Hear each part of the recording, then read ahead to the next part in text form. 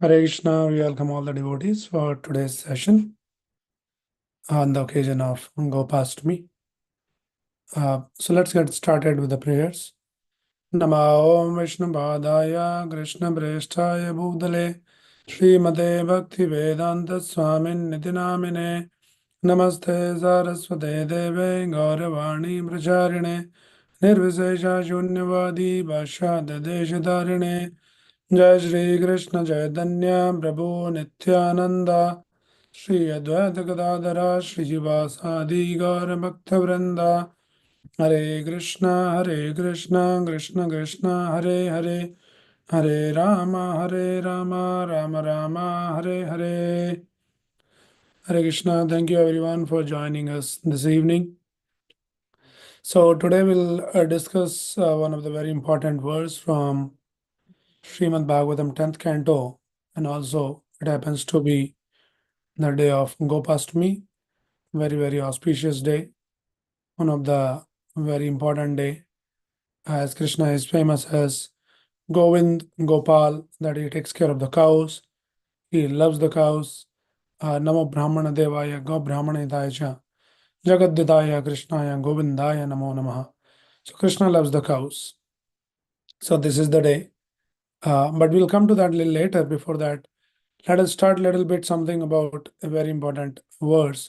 I'll just give you the background, as many of us know the story of Krishna Leela, that how Krishna appeared in Mathura in the prison house of Kamsa, and then the Krishna was transferred to Nanda Maharaj in Gokul, right? And then later, almost after 10 years, Krishna came back again to Mathura on the invite of Kamsa. So when this Kamsa got to know that Vasudeva cheated me, because Vasudeva promised that all the sons should be born from Devaki and Vasudeva.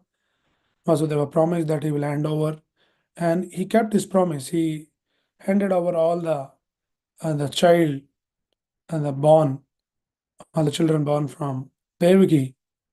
But then when Krishna appeared, then Krishna ordered him that please transfer me to Nanda Maharaj.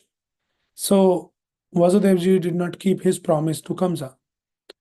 So Kamsa was very furious about that you cheated me. I believed your words that you will hand over all the child, and you cheated me. I didn't even know that your son was transferred there.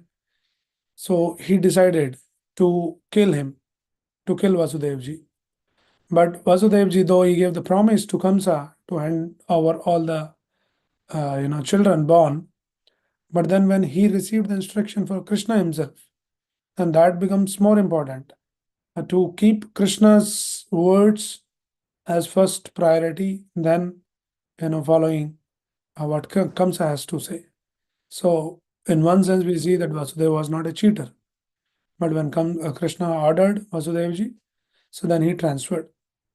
So that is the story that we all know, how Krishna was transferred to Nanda Maharaj. But later when Kamsa got to know, and then he was furious and he decided to kill Vasudeva and Devaki, that you cheated me. And that is when this Narad Muni, he intervenes, because he is also a great devotee and plays a very significant part and the role in the Krishna Leela. He understands Krishna's purpose, Krishna's mood, Krishna's mission.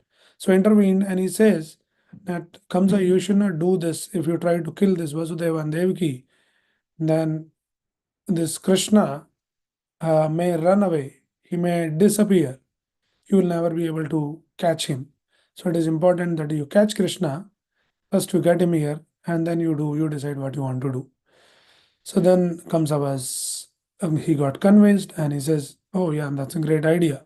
So then he appointed Akrurji. He is also another one of the great devotee of Krishna. So he appointed Akrurji that you should go and bring Krishna to Mathura. So now Akrurji, he knew that Kamsa, how heinous he was and how demonic he was, and what is his plan, that Kamsa announced the one wrestling match, and on the plea of that wrestling match, he invited Krishna and Balram also from Vrindavan that please come and participate in this. But his intention was to kill Krishna and Balram in that wrestling area. And Akrurji knew very well his intention, but Akrur, despite knowing all this, he has to follow his instructions because he is the king and Akrurji was one of his subject. So he has to follow. So sometime, we are put into a situation wherein we know that, uh, something is not right, but we are kind of obliged to follow. So Akrurji went, and then Akrurji also took this as an opportunity that, okay, that way, I'll go, and this is a great opportunity for me to go and meet Krishna and Balaram. So he took that as an opportunity like that, So he took that as his blessings. So blessings and the mercy of the Lord can come in any form through anyone. So for Akrurji, this special blessings of meeting Krishna Balram came through a demon, Kamsa. And he took this as an opportunity and he says, okay, let me go. And then he brought them back, right? And when he brought them back to the wrestling arena, and then there was a plan that Kamsa made the arrangement that he appointed some very powerful wrestlers, very, very strong and powerful wrestlers like Mustika and Chanur. And the plan was that this Krishna and Balram, they're young, tender boys, they'll come, they'll fight, and this Mustika and Chanur, and they will just smash them into powder. So that was their plan. And before that, before he enters into this wrestling arena, he placed one elephant, a very powerful elephant. His name was Kovalapida. So we all read these stories in Krishna book. Prabhupada has given nice stories. So his plan was this elephant only crush this Krishna and Balram. But if somehow they manage to escape, then they come to this wrestling arena. Then this Chanur and Mustika and other wrestlers, they will, smash them. That was his plan. That was the plan. So, though we know that how Kamsa was constantly thinking of Krishna and Balram, especially Krishna, 24/7, but still he is not considered as a devotee. Right? Anukulena Krishnanusilanam Bhaktir Uttama. Uttam Bhakti, the definition of Uttam Bhakti is given by Rupa Goswami is Anukul, which is favorable to Krishna. So here, though he was thinking, Kamsa was thinking of Krishna 24/7, but his intentions were how to kill Krishna, how to make some arrangement that as soon as Krishna enters here, he should be killed. So it's all about intention, it's all about consciousness, Krishna consciousness. What are our intentions? What we want to do with Krishna? If we are thinking of Krishna, we are thinking of Krishna to please Krishna, to serve Krishna. That is what is the real Krishna consciousness. That is what is the real bhakti, the devotion. Otherwise, a demon like Kamsa is also constantly thinking of Krishna, but he is not considered a devotee. Okay, so this is the background. Now I am coming to this verse, very important, one of the very nice verse from the Bhagavatam. When Krishna was entering into, that is what is the, sorry, when Krishna was entering into that arena, wrestling arena, and a lot of people were sitting there, and different people, everybody, as soon as Krishna and Balram they started entering, it captured everybody's eyes, and everybody started looking at Krishna and Balram. And then there's a description comes in the Srimad Bhagavatam that how everybody was looking at Krishna differently. So this is the description. It's a beautiful verse. We'll read this and we'll try to understand. So I'll read.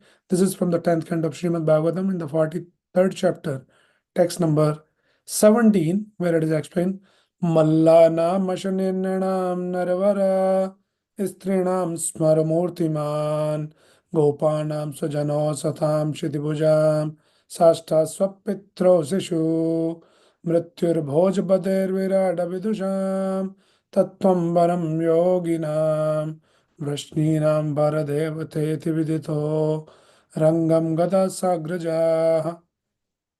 So you see that this verse explains that different kind of relationship with Krishna, the different devotees, they have the different relation. So the various type of people are sitting in that wrestling arena and they're all looking at Krishna, but different people are looking at Krishna differently. So how they are looking, it has been explained. Let us just read the translation and then we'll come one by one. So the various groups of people in the arena regarded Krishna in different ways when he entered it with his elder brother. The wrestlers saw Krishna as a lightning bolt, man of Mathura as the best of males, the women as Cupid in person, the coward man as their relative, the impious rulers as a chastiser, his parents as their child, the king of the Bhos as her death, the unintelligent as the supreme lord's universal form, the yogis as the absolute truth, and the Vrishnis as their supreme worshipable deity. So here you see the 10 different kind of relations are possible with Krishna here. So there's a beautiful verse which is explaining the 10 different types of relation that Shukdev Goswami explains here. So what is explained here? It says Mallanam Mashanil Menam. So Mallana means the wrestlers. So how the wrestlers are looking at Krishna? For them, he is like a lightning bolt, a shanir, very powerful, can defeat all this Mallanam, all the wrestlers. They're saying, who is this strong person coming, entering here? So they are seeing Krishna like this, you know. And then Nirnam, Narvara. Nirnam means the common man in Mathura. They are seeing Krishna as Narvaraha. Narvara means the best of the men. Who is this wonderful personality is entering? You know. So they are seeing like that. And then Strinam Smaro Murtiman. And all the women, how they are looking at Krishna as Smaro Murtiman. They are looking as a Cupid, the best of the Cupid. Krishna is Madan Mohan. Mohan is the name of Cupid, the Kamadev, who is very, very attractive, one of the most attractive personality in Brahma's creation. But Krishna is known as Madana Mohan. That Krishna is the one who attracts even the Madan. Madan is the Cupid. So Krishna can attract even the Cupid also. Mohan, he attracts him also. Kandarpa Koti Kamaniya Visesha Shogam Govindamadi Purusham Tamaham Bhajami. That is what is Krishna's beauty. Cannot be equaled with the thousands of Cupid put together. The sum total of their beauty cannot be matched with Krishna's beauty. So all the Strinam, Smaro Murtiman, they're saying, who is this beautiful personality entering here? They're saying like that. And then, so 3, Mallana, Ashwani, the wrestlers are seeing him as the lightning, the thunderbolt. And then the man in the Mathura, best of the men's. All the women are seeing him like very attractive personality. Gopanam Swajano. And all the Gopanam, the coward boys, they're sitting there saying, oh, Krishna is Swajana. He's our man, he's our friend, he's our relative. So they are seeing him as he's our person only, my friend, my relative, like that. So they are seeing like that. Gopanam Swajano. And then Asatam Chitibujam. Asatam, Satam means like good. Asatam means the bad people. Especially here, it is referred to the bad rulers. There's a lot of kings who are sitting. Some of them on the side of the Kamsa, they're all addressed here as Asatam, the bad rulers. So how they were seeing as they're seeing as Sadam Shitibujam Sasta. So they're seeing, oh, this person, he's Sasta. Sasta means the chastiser. He's capable to chastise us because they're all bad rulers. So they're saying this person is there to chastise us here. So this is another category. And then Swapatero Sishuhu, and then there some devotees, they're in like elderly devotees, they're in the parental affection, and they're seeing Krishna as our child. Swapatero Shishuhu. Oh, Krishna is our child. They're seeing him as their own child. And then Mrityur Bhojpate. Bhojpati, the Bhoja dynasty, Bhojpati is the king of the Bhoja dynasty is Kamsa. And Kamsa saw Krishna because this is the first time that Kamsa is seeing Krishna. Kamsa heard that, the voice, aerial voice, that the eighth son of Devki will kill you. That was like 20 years back, 2 decades back. After that, and the Devaki gave one after another the birth to different child, and then Krishna was escaped. So 10 years passed, and after that, after 10 years now, Krishna is almost like 10 or 11 years now, and now he's coming. So 20 years after, he has been thinking of Krishna. First time he's seeing Krishna in person. And how he's seeing Mrityur Bhojpater, when he saw, says, he is my Mrityu. That Sakshat, the death personified is walking in here. So that is how the Kamsa saw. Mrityur Bhojpate. And then Virad Avidusham. Vidu means those who are intelligent, and those who are Avidusham, not very intelligent people, the less intelligent people, unintelligent people, how they are seeing Krishna as Virad. Virad means in the universal form. Oh, he is the universal form, everywhere he is there. So they are addressed as Avidusham. They are not very intelligent people.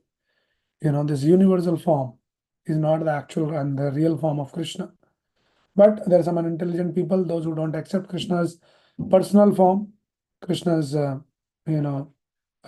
200 beautiful form. So those people, they are unintelligent. They're seeing him as Avidusham, and they're seeing him as the universal form.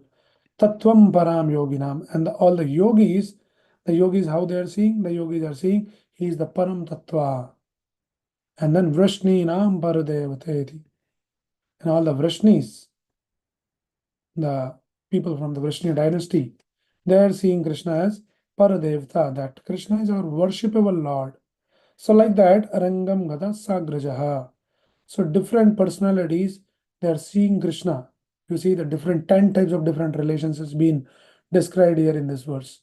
That how different devotees relating with Krishna in different rasas. So, our Acharya explains in the scriptures that there are different rasas, that different devotees relate with Krishna in different rasas. Rasas are like the mood and that emotion with which the devotee relate with Krishna. So there are primarily five rasas have been described: Shantaras, Dasharas, Sakyaras, Vasalaras, and Madhureras. And then seven secondary rasas are also being described in the scriptures. So there are total 12 rasas, five primary, which most of us are familiar, and then seven secondary rasas are there. So this is Hashyaras, Radraras, Adbudras, and Veeraras, Dayaras, and Bhayanak and Bivasa. So these are all different rasas. So the different devotees can relate with Krishna in different rasas. And here in this verse, we are seeing the 10 different kind of relations.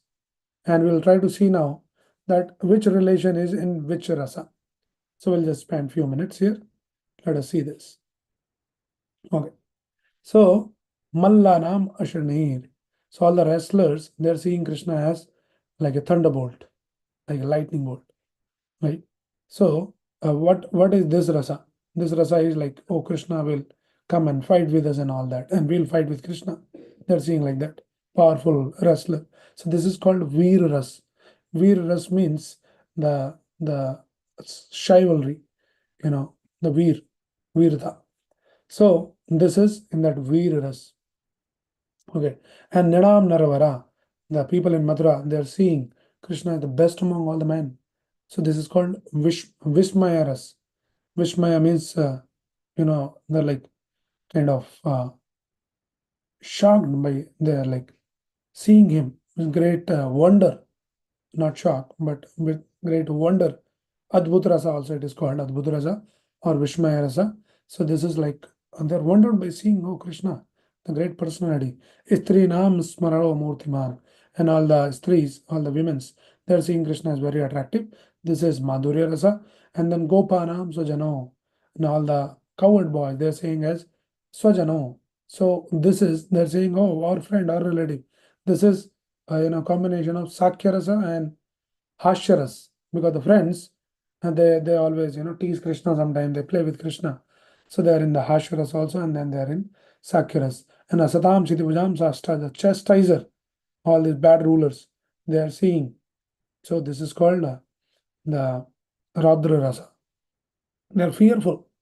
And then Swapataro Shishu, that all the elderly devotees, they are seeing Krishna as their own child. So this is called the Vasalya Rasa.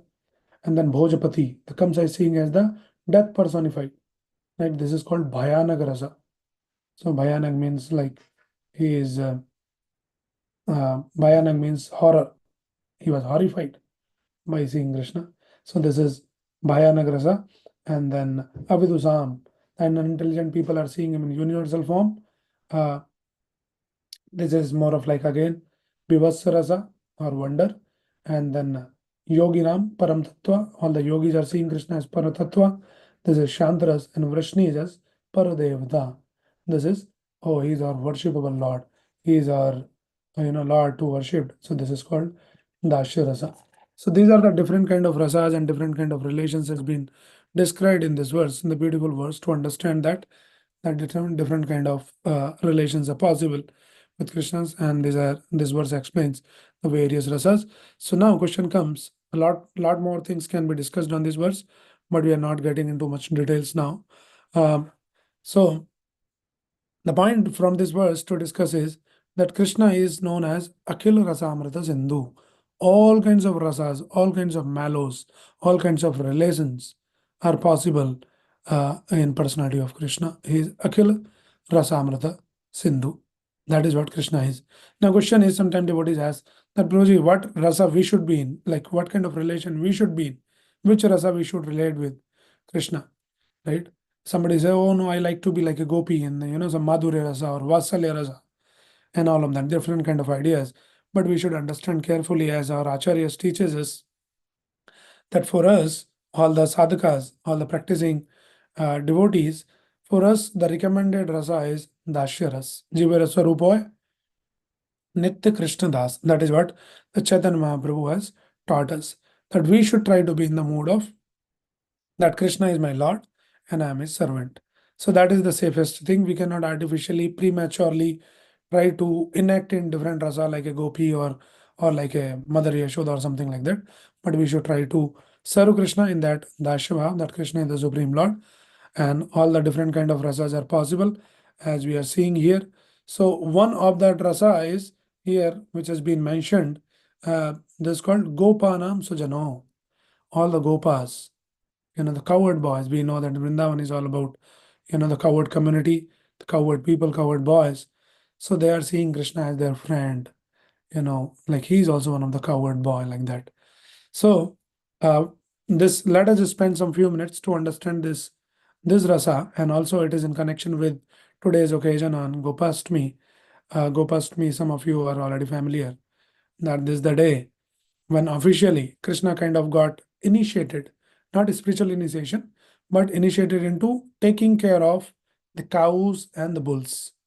Previous to this, Krishna has been taking care of the small calves. Right? When Krishna was younger, like almost 5 years till 5 years, he was taking care of the calves. And then this day that Krishna was allowed to take the cows and the bulls to the forest for grazing.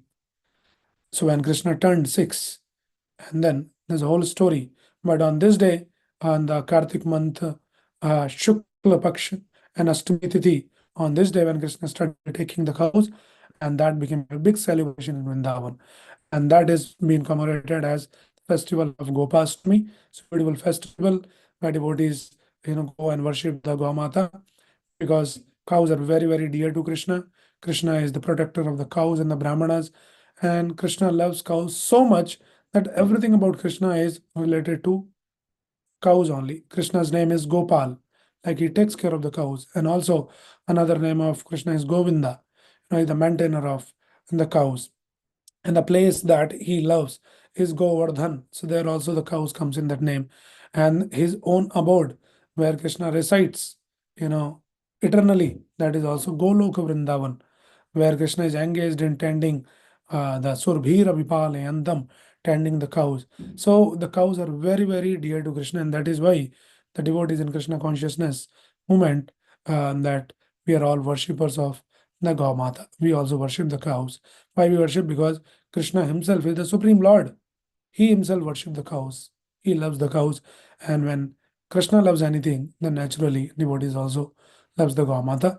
That is why the devotees take care of the cows. So on this day, if it works, one should visit the Gaushala and worship the Gaumata, have the darshan, and then take the blessings of Gaumata, and that way we can receive the blessings of Krishna also. So I'll tell you a little story on this, and then with that we'll close. I'll just keep it very short. So how this Gopashtami and what happened exactly? So Krishna was a small child. He was taking care of the calves, and then the day Krishna turned to 6, little grown up now. So there are different ages has been described. Paganda age, and then Kamara age, then Kashora age, and then Yavan. So 1 to 5 is Paganda, and then 5 to 10 is like um, uh, Paganda, and after Paganda, Kumar. I think first it is Kamar age, uh, sorry. First is Kumar and then Paganda. So when Krishna turned into that age of 6, that is when he started demanding something, and a lot of other things were happening. And then Nand Maharaj and Yashodamai was getting little concerned. And looks like that Krishna changed. He's grown up now. He's not like the same Krishna as the small baby child all the time. He'll be just around Maya, Maya, Yashodamai. He can't think of even one moment without Yashodamai. But now Krishna is growing old, and then he became 6. And now Krishna is thinking, now I'm a grown up child, I can take care of myself, you know. And then he changed, his behavior started changing. He became more grave now. Earlier, he was very, very naughty, and all the time, all kinds of naughty things he will do. But now he became more responsible, more sincere. And then he says, no, no, Maya, you know to do. I'll take care of myself. I'll take bath. I'll dress myself. Earlier, Yashodama used to give bath and to dress Krishna. But now he's saying, no, no, Maya, you know to do that. I'll take care of myself.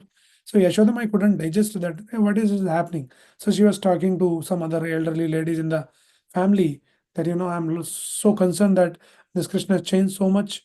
His behavior changed. He doesn't, want me to do anything for him. And then these elderly gopis, because they are little experienced. For Yashodama, it is first time that she is, raising the child. But elderly gopi says, Yashoda, you not to worry. And when the children they grows, their behavior changes. So this is everything is normal, nothing unnatural in this. So don't worry about that. It happens. And then Krishna, actually, when he was growing, generally, there is a timeline that how the child in this 2 years or 3 years they start speaking, and then they start eating, they start walking, and all that timeline is there for an ordinary child. But Krishna, everything was 1.5 times faster. So he was becoming mature, 1.5 times more mature than the other kids of his age. So he became very mature and started behaving differently and all of that. And then he doesn't even talk to Nand Maharaj much now. He became a little shy. He won't come in front of, Nand Maharaj like a naughty child, which he was doing earlier. So Nand Maharaj is also wondering like what happened to Krishna. And Nand Maharaj sees that he keeps talking to his brothers, Nand Maharaj's brothers, the younger brothers, like Krishna's uncles. And he keeps talking with them. So Nand Maharaj was wondering like, so he was checking with them. And what in this Krishna keeps talking to you all the time. So these brothers, they're telling that Nanda Maharaj, this Krishna talks a lot. And one of the thing that he's talking is that, my dear uncles, you should tell my father that now I'm a grown-up kid. I'm a grown-up child. I have become more responsible now. And my father, he goes to the forest to take care of the cows. He is becoming old now. So he should, you know, uh, hand over this responsibility to me. Now I'm grown up child, so my father should allow me to take care of, taking care of the cows. So please tell. And when this Nand Maharaj heard this, he just laughed. He said, oh, Krishna is talking like this. He thinks that he has become a grown up boy. He's still a child for us, still is a naughty child, like that. So one day, you know uh, Krishna comes to Nand Maharaj and he proposed to him, says that, my dear father, you should allow me. I should also come along with you, take care of the cows. And then that way, I'll also get trained, because in the future, I only have to take care. I'm the only child. So the future, I only had to take care of all these 900,000 cows. So I want to come with you. So Nand Maharaj says, no problem, you can come. I have no objection, but take permission from your Maya, Yashodama. So go and check. So he goes to Yashodamai. Krishna goes there. And then Krishna says that Yashodamai, please allow me. Now I'm very strong and I'm very intelligent. Now I understand the roots also. I'm capable of understanding the roots. So you not to fear that I'll be lost in the forest and all of that. And then Yashodamai, still treating him as like a small child. Oh, you have become very strong child. Huh? I know that how strong you are.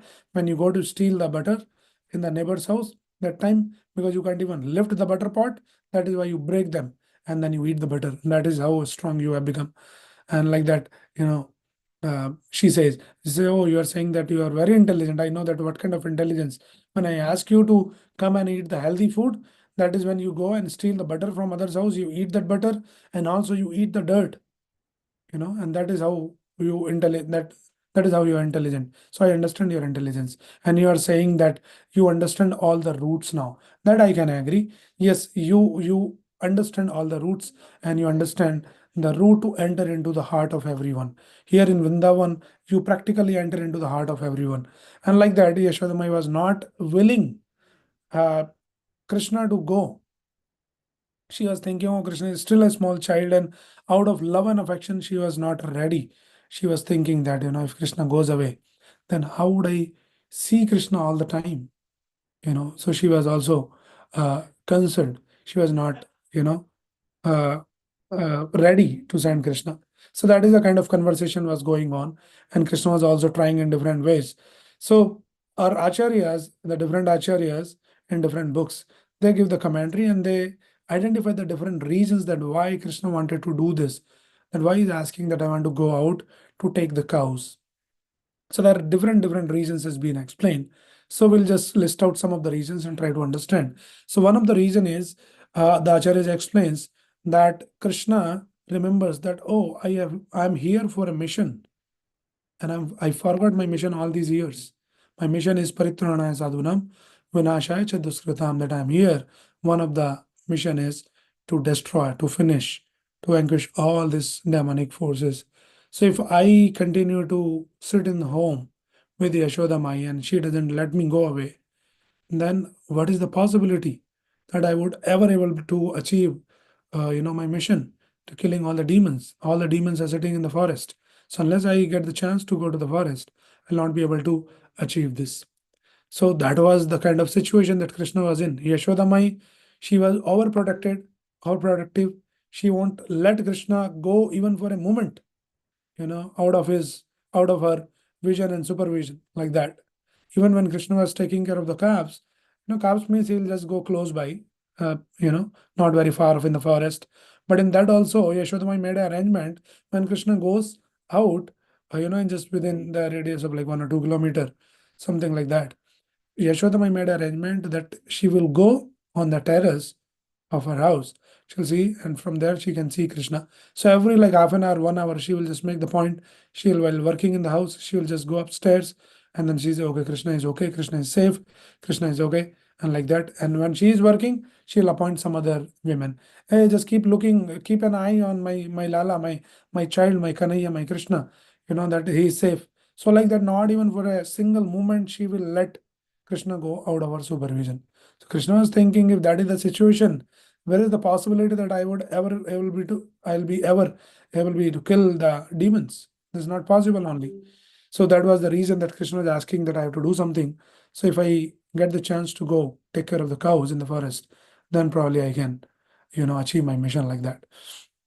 Also, another thing was that Bhumi Devi, who actually in the beginning pleaded and requested, and on the plea of Bhumi Devi, with the help of Brahmaji, Krishna descended. Now Bhumi Devi, the Dharti Mata, she was waiting that Krishna has already appeared on earth, but he's not coming.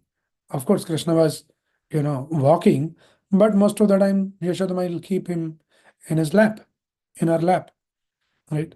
So the Bhumi Devi was just waiting eagerly that when Krishna will come and step on me, and then my life will be, you know, uh, perfected. So Bhumi Devi was also waiting. So Krishna says, okay, I had to go and then, pacify and satisfy the Dharti Mata also. So that was also another reason.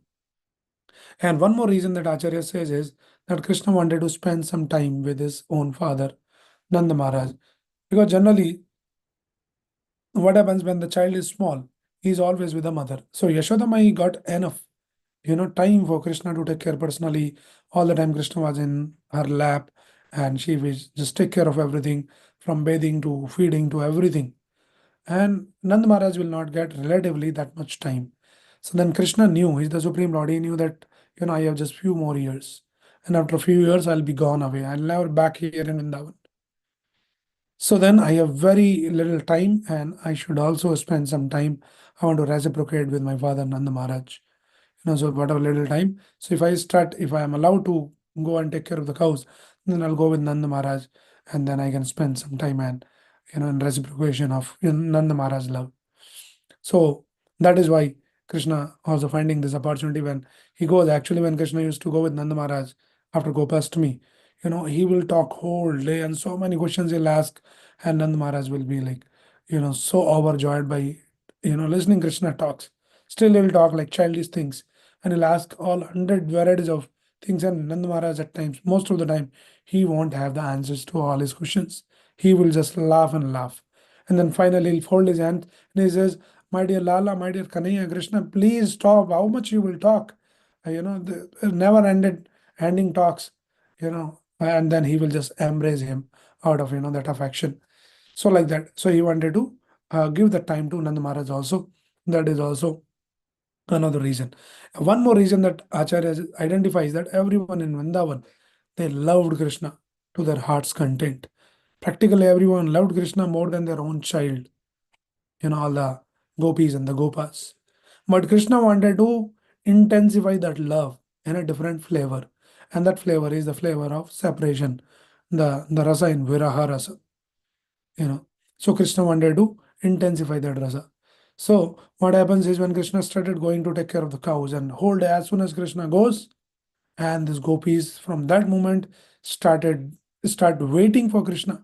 When Krishna will be back? In the evening, whole day they'll be thinking of Krishna only.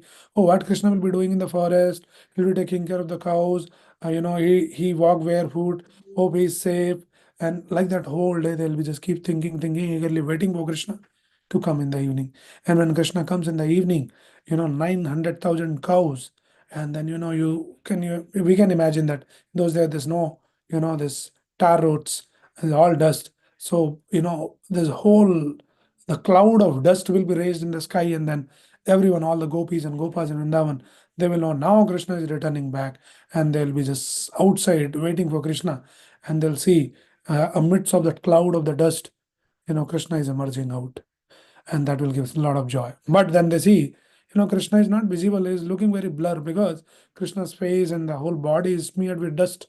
900,000 cows, and they're walking so much dust, and Krishna is completely smeared in dust. So it's kind of, blur their vision. And then Krishna gets close, and then, they try to just drink Krishna's beauty. That is how they're called gopis and the gopas. Go means, uh, the senses, and a P means pivati. So the gopis and gopas, from all the senses, they want to take Krishna inside. So Krishna's beauty they want to take inside. Oh, Krishna is so beautiful. They wanted to just see Krishna constantly without any interruption. And then they see Krishna is smeared, and they're still trying to see as Krishna's beauty, and then in between their eyelid blinks, like all our eyelid blinks. And that is when these gopis got so agitated and so disturbed, and they started cursing the creator, the Brahmaji. Says, what kind of foolish person he is? He is not intelligent. Why he unnecessarily created this eyelid? For a fraction of second, when eyelid closes, that is when we are losing to see Krishna. We don't want to lose even that fraction of second to see Krishna. That much intense love they had, right? So they are cursing Brahmaji, and that is how, so whole day they will be in separation. So that was the Vrindavan.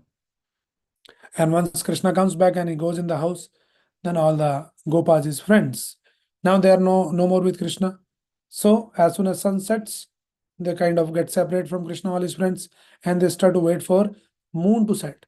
So early morning happens, and then immediately, as soon as the sun rises, when we'll get the chance to again go with Krishna. So by all this separation, they are actually intensifying their devotion to Krishna. So Krishna wanted to intensify their devotion. That was also another reason that Krishna wanted to go to the forest like that. Right. So this is also another reason. And one more reason that Acharyas, among many reasons, one more reason is that Krishna was very expert in talking in different languages. Krishna could expertly talk the languages of the animals, even the cows. So sometimes Krishna will talk to the cows, and the cows will ask that, Krishna, when we'll get the chance to witness your Leela in the forest. Because what was happening was, that all the calves used to go, and Krishna used to take all the calves, and Krishna will perform various pastimes, and all these calves come back in the evening. They'll tell the stories. Oh, Krishna was playing like this, Krishna did like this, and they were laughing like this, and all that. And then cows was thinking, these calves are so fortunate that they personally get to see Krishna's, pastimes. When we'll get the chance? And then these cows they will ask, and Krishna said, don't worry, just wait for some time. That day will come soon. Then I'll take you all along with me, and you'll be able to witness, my pastimes in person like that. So um, this is also another reason that why Krishna was asking. And one more reason is that Krishna's friends will make fun of him, because they are in like Sakyaras and then that Hashyaras. They'll mock him. They'll say, "Oh, look at this! Krishna has become so grown up, and his father Nand Maharaj, he doesn't have faith in him. He doesn't have confidence in him. He doesn't let. He knows that this Krishna is such a responsible boy. That is why he's not allowing him to take care of the cows. Such a grown up boy he is." So then he will feel so bad. That mood is like that. So he'll feel so bad. He'll get so upset that everybody is making fun of me, and then he'll go and he'll be like very silent. And then Nand Maharaj and Yashodamai, they'll be like, worried why he is, so silent. Generally, he's not like that. And they'll ask him, hey, what happened? He say, everybody's just making fun of me, and you are not letting me go to take care of the cows. You should allow me. I'm a grown-up boy. I'm a responsible boy now. I can take care of the cows. And like that, Krishna was. There are different reasons. And finally, Nand Maharaj and Yashodamai, they decided, okay, now let Krishna go out to take care of the cows. And the day Krishna started taking care of the cows in the forest, cows and the bulls, that day is celebrated as the Gopashtami.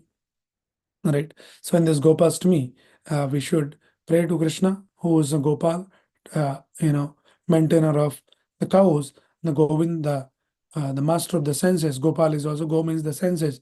So he's the maintainer of the cows, and also we can say that he's the maintainer of our senses. So in this day, we should remember this Gopal and Govinda, and we should pray that Krishna, please bless us so we can please maintain our senses. Our senses are like, wandering around in so many different directions. So please bless us that we can engage all our senses in the service of the master of the senses. Rishikena Rishikesha Sevanam Bhakti Ruchade. So we want to engage in the service of Rishikesha. Rishikesha is another name of Krishna, who is the master of the senses. So we want to engage all our senses in the service of the master of the senses, Rishikesha. So to that Gopal, we pray on this very auspicious day of Gopashtami, and may Krishna engage, all our senses in seeing Krishna's beauty, hearing Krishna's holy name, tasting Krishna Prasadam, and worshipping Krishna in all the possible ways. So that is our prayer on this day of Gopashtami. So we'll stop with this. Thank you everyone for joining us for this discussion today. Hare Krishna. We'll see you all next week. Hare Krishna. Jai Shri Gopashtami ki jai. Gamata ki jai. Govind Gopal ki jai. Krishna Balaram ki jai. गौर निताई की जय, श्रील प्रभुपाद की जय, दाई गौर प्रेमानंदे, हरि हरि बोल।